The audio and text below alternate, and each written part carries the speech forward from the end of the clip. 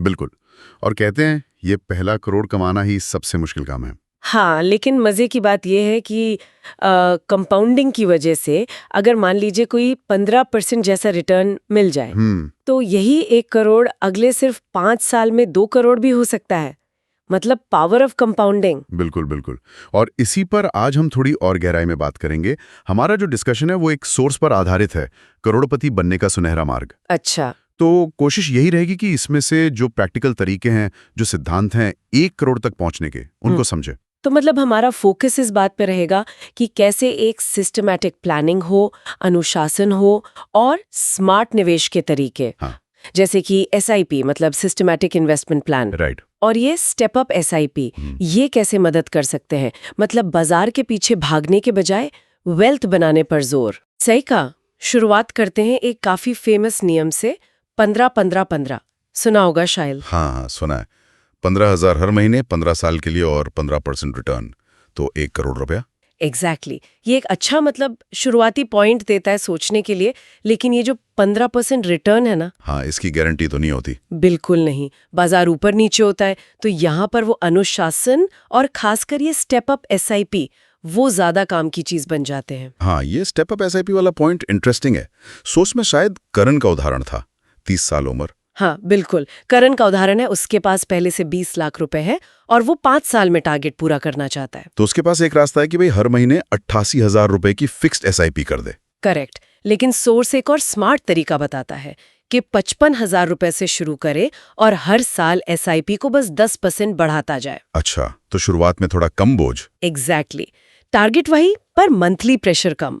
Planning का फायदा ये।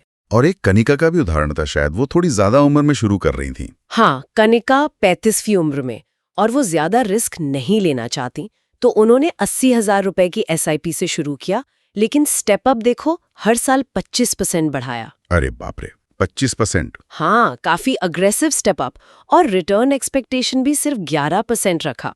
ये दिखाता है कि अगर रिटर्न कम भी हो तो भी निवेश की रकम तेजी से बढ़ाना कितना फायदेमंद हो सकता है, खासकर अगर शुरुआत देर से हुई हो। ये तो कमाल है। और वो चेनू और खेनू वाला उदाहरण, वो तो मुझे बड़ा अजीब लगा। हाँ, वो तो आंखें खोलने वाला है। दोनों 10,000 रुपए महीने से शुरू करते हैं। चेनू कुछ नहीं बढ़ाता, खेनू हर साल सिर्फ 1% बढ़ाता है अपनी SIP। बस 1%, उससे क्या ही फर्क पड़ेगा? यही तो बात है।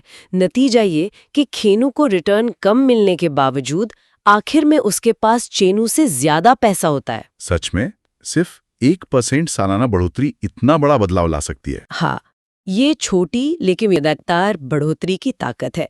कंपाउंडिंग के साथ मिलकर ये कमाल करती है। अच्छा, तो ये सब तरीके तो ठीक है जिनके पास रेगुलर इनकम है, लेकिन जिनका बिजनेस है, जैसे रमेश का जिक्र था, उनकी आय तो ऊपर नीचे होती होगी। बिल्कुल। उनके लिए सोर्स एक मुश्त निवेश यानी लमसम इन्वेस्टमेंट का रास्ता सुझाता है। ओके। 5 साल में 1 करोड़ के लिए अगर 15% रिटर्न माने तो करीब 49.5 लाख रुपए एक साथ लगाने होंगे। ओह, काफी बड़ी रकम है। हाँ, और अगर थोड़ा सेफ खेलना चाहें यानी 10% रिटर्न का अंदाजा लगाएं तो फिर करीब 62 लाख लगेंगे।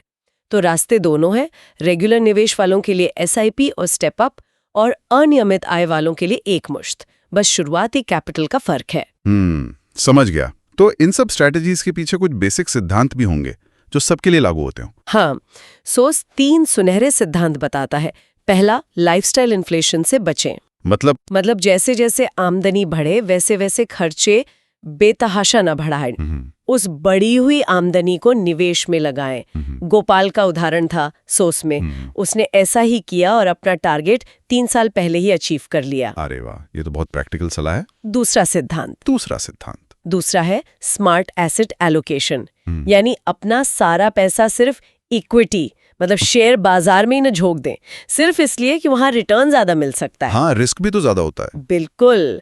तो इक्विटी और डेट जैसे बॉन्ड या FD का एक समझदारी भरा मिक्स रखें और रिटर्न की उम्मीदें भी यथार्थवादी मतलब रियलिस्टिक रखें। ठीक है। और तीसरा है अपने लक्ष्य से पीछे की तरफ काम करें, मतलब वर्किंग बैकवर्ड्स। पहले ये तय करें कि कितने समय में कितना पैसा चाहिए, फिर हिसाब लगाएं कि आज आपके पास जो है उसके साथ वहां तक पहुंचने के लिए कितना और कैसे निवेश करना होगा। जैसे वो 15 लाख वाला उदाहरण था शायद। हाँ, अगर आज 15 लाख रुपए हैं तो क्या 88,000 रुपए की फिक्स्ड एसआईपी बेहतर है या 73,000 रुपए की एसआईपी जिसमें 10% स्टेप अप हो? अपनी सिचुएशन के हिसाब से फैसला लें। ये तीनों सिद्धांत सुनने में तो आसान लगते हैं, पर लगातार फॉलो करना ही शायद असली चैलेंज है। बिल्कुल। और एक बात जिस पर सोर्स बार बार जोर देता है, जल्दी शुरुआत करना। हाँ, वो कंपाउंडिंग वाला फैक्टर। एग्जैक्टली। चेतन ने 30 की उम्र में 10 लाख रुपए लगाए, 15% औसत रिटर्न से 60 की उम्र में उसके पास हुए 6.6 करोड़। अच्छा। वहीं रमन ने 40 की उम्र में उतने ही 10 लाख रुपए लगाए, 60 की उम्र में उसके पास बने सिर्फ 1.63 करोड़। ओह, 10 साल की देरी और फर्क इतना ज्यादा। हाँ, अर्ली स्टार्ट का कोई मुकाबला नहीं। तो अगर इस पूरी बातचीत को समेटें तो मुख्य बातें क्या निकल कर आती हैं? देखिए, सार ये है, पहला, वो 15-15-15 नियम एक गाइडलाइन है, पत्थर की लकीर नहीं। रिटर्न की गारंटी नहीं होती। सही है। दूसरा, स्टेप अप एसआईपी बहुत पावरफुल टूल है। हमने करण, कनिका और खासकर चेनू खेनू के उदाहरण से देखा। हाँ, वो 1% वाला तो कमाल था। तीसरा, जिनकी आय रेगुलर नहीं है, उनके लिए रमेश की तरह एक मुश्त निवेश भी एक रास्ता है।